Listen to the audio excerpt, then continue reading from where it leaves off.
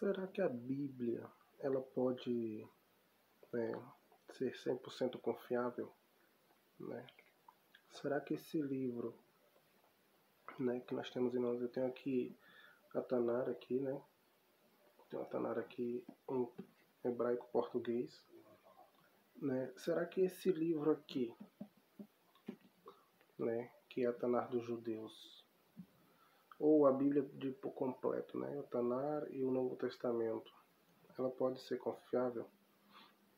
Você confiaria num livro que tivesse contradições, que em um determinado momento falasse uma coisa e em determinado momento falasse outra? Né? Você já se perguntou isso para você mesmo?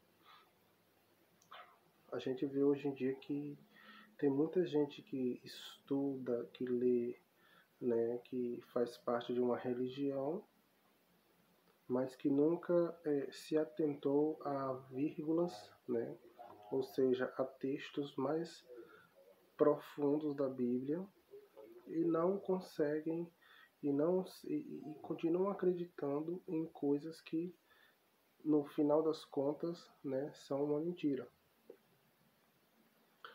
Hoje eu quero trazer umas questões aqui, que essas questões elas já foram colocadas, há muito tempo atrás, Desde o século XVIII, século XIX, que a Bíblia ela vem sendo estudada com mais profundidade através, do método histórico crítico, um método que estuda a Bíblia de uma forma mais profunda, Quando nós vamos ler no site da Igreja Católica, a Igreja Católica ela coloca que o método correto para se estudar a Bíblia, e que a Igreja Católica recomenda, é o método histórico crítico, Quando nós vamos nas igrejas, nas igrejas evangélicas, nas igrejas protestantes, que nós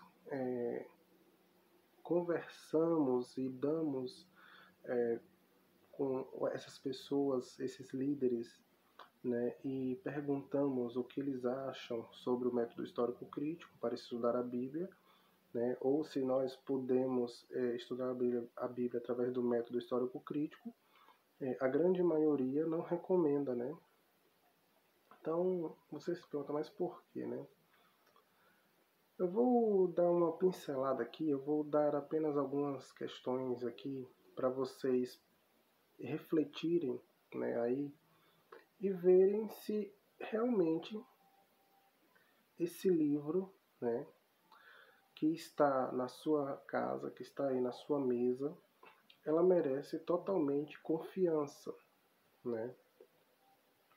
Porque para mim um livro, que contém contradições, que contém erros, que contém para um mesmo relato duas versões diferentes, isso já demonstra que existe algo errado ali, Isso já demonstra que realmente não foi um autor apenas que está ali, Porque se existe um único autor que escreve, como por exemplo aqui, eu tenho a Tanar, que é formado pela Torá, Nevim e Ketuvim. Se eu tenho um único autor, vamos pegar aqui a Torá aqui, ó. Se eu tenho um único autor que escreveu a Torá, de forma simples e lógica, vai existir um único relato sobre os assuntos que estão sendo colocados ali. Porém, se eu tenho para todos os temas que estão ali, vamos pensar assim, ou a grande maioria dos temas, nós temos dois relatos do mesmo tema, qual é a conclusão? A mínima das conclusões, de que não é o mesmo autor que escreveu o primeiro, e nem o segundo, ou seja, eu tenho um autor que escreveu o primeiro relato e um segundo autor que escreveu o segundo relato.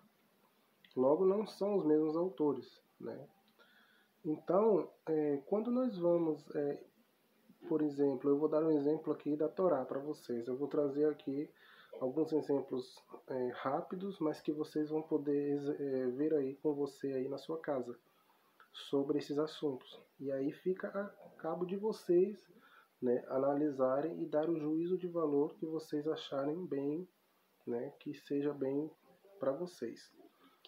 Porém, eu apenas vou expor aqui algumas questões, né, que trazem essas questões para a gente, né? Por quê? Antes do século XVIII, século XIX, mais ou menos século XVIII ali quando surgiu o iluminismo e tudo mais, as pessoas elas tinham uma noção, ou seja, elas tinham uma forma de interpretar a Bíblia, né? Elas tinham uma forma de entender a Bíblia, né? E a Bíblia, né, como nós sabemos, ela estava muito, historicamente falando, né, muito colocada apenas à mão dentro da igreja, né? Até porque, né, entrando um pouco aqui na história, não existia imprensa, né? Hoje em dia nós temos aqui a Bíblia, né, colocada aqui, ó. Aqui eu tenho aqui a Bíblia, então aqui nós temos a Bíblia aqui, né, colocada, né, escrita com papel, né? Ou seja, tudo isso é imprensa. A imprensa ela veio surgir com Gutenberg, né? E antes disso não existia imprensa. Então, antes de existir a Bíblia, como nós temos nas nossas mãos, a Bíblia não podia ser estudada, né? Não podia ser estudada como ela é estudada hoje, vamos pensar assim, né? Porque ela estava nas mãos da Igreja Católica, tá? Então, eu vou citar aqui dois textos, tá? Dois temas para que vocês analisem aí com vocês aí. E aí a gente vê, eu vou dar um exemplo aqui da Torá primeiro, tá? Um livro que faz parte da coleção dos livros sagrados do judaísmo, tá? E aí fica a cabo de vocês se perguntarem, será que esse texto, será que essa Torá, será que esse livro, né, propriamente exclusivo aqui dos judeus, pode ser um livro confiável, né? Pode ser um livro que eu posso dizer, afirmar categoricamente que veio de alguém, né, sem erros, né? Eu quero que vocês abram a Bíblia aí, ou anotem aí o texto que eu vou citar para vocês aqui, né? Eu não vou ler o texto por completo, porque também é um texto grande e que aí eu teria que passar muito tempo aqui explicando, lendo o texto e depois explicando para vocês, mas eu quero que vocês anotem aí o texto, né, para vocês sobre a criação, né? Tema da criação. Você acha que quantos relatos, né, dentro da Torá, quando eu falo Torá também aqui, eu estou me referindo aos 5 primeiros livros que foram atribuídos a Moisés, tá? Atribuídos a Moisés através da tradição judaica, tá? Ou seja, foi a tradição judaica que atribuiu a autoria dos 5 primeiros livros a Moisés, tá? Isso é outra questão que depois também eu vou comentar aqui em outro livro. Mas sobre a criação, quando nós vamos lá em Gênesis capítulo 1, versículo 1, tá? Do capítulo 1, do versículo 1 ao versículo 3, tá? Vai dizer, né, que vai fazer vai falar uma forma, ou seja, vai falar de um relato, né, de uma narrativa sobre a criação do mundo, onde vai dizer que no princípio criou Deus os céus e a terra, né, a terra era sem forma e vazia, e havia trevas sobre a face do abismo, e o Espírito de Deus pairava sobre a face das águas. E disse Deus, haja luz e houve luz. Quando nós vamos no capítulo 2, tá? Agora no capítulo 2, no mesmo livro de Gênesis, do versículo 4 ao versículo 25, você pode ler na sua Bíblia aí todo o capítulo aqui, e você vai ver no capítulo 2, dizendo assim, 2 versículo 4, eis as origens dos céus e da terra, quando foram criados, no dia em que o Senhor Deus fez a terra e os céus. não havia nenhuma planta de campo na terra, pois nenhuma erva do campo tinha ainda havido brotado. Ou seja, você pode ler todo até o versículo 25, né, que vai terminar, você vai ver que o relato da criação, no versículo 1, o autor, né, ele relata uma forma da criação. No capítulo 2, ele vai relatar de outra forma essa mesma criação. Então, de uma forma lógica, né, escrita ali no relato, na narrativa, você vai ver que são duas narrativas diferentes. Automaticamente, de forma lógica, você vai ver que são dois autores que escreveram aquelas narrativas. Tá? Por quê? Porque as narrativas não são iguais. Se existisse apenas um autor, ou seja, se a autoria fosse apenas única, poderia-se dizer que era o mesmo autor. Né? Ou seja, se existisse apenas um autor, só existiria um relato da criação, ponto. Mas existem dois relatos, existem duas narrativas, e diferentes, não únicas. Tá?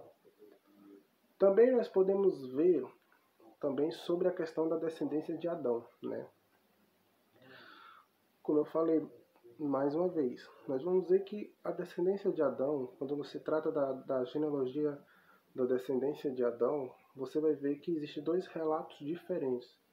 E para eu poder mostrar isso dentro da Bíblia, né, da Torá, a primeira descendência, ou seja, o primeiro relato, a primeira narrativa a respeito da descendência de Adão, você vai abrir no capítulo 4, aí na sua Bíblia,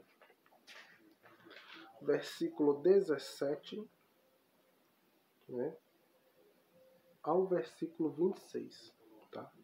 No versículo 4, no capítulo 4, versículo 17 ao 26, você vai encontrar uma narrativa a respeito da descendência de Adão. Né? Quando você vai no capítulo 5, versículo 1 ao versículo 28, e você lê todo o capítulo, né, até o versículo 28, e fizer uma comparação entre o capítulo 4 e o capítulo 5 a respeito da narrativa, né, da narrativa ali da descendência de Adão, você vai ver que essas duas narrativas são diferentes. Né? Você vai ver que em uma narrativa vai se colocar o nome de um personagem que na outra não vai ter. Né? Então, você percebe que existem dois relatos diferentes a respeito da descendência de Adão. No capítulo 4 você tem um, no capítulo 5 você tem outro. Não é único, né? Não é único essa narrativa. É uma narrativa dupla, ou seja, são dois autores. O primeiro fala de uma forma, o segundo fala de outra. Então você percebe que são dois autores diferentes. Aí eu te faço a pergunta para uma reflexão. Um livro que contém discrepâncias, um livro que tem contradições, um livro que não tem uma unanimidade, pode ser confiável? Você confiaria num livro assim? Fica a reflexão de vocês aqui, né? E que a gente possa sempre estar trocando conhecimento. Escreva aqui embaixo, aqui, faça seus comentários, né? O que você achou, se você gostou, se não gostou.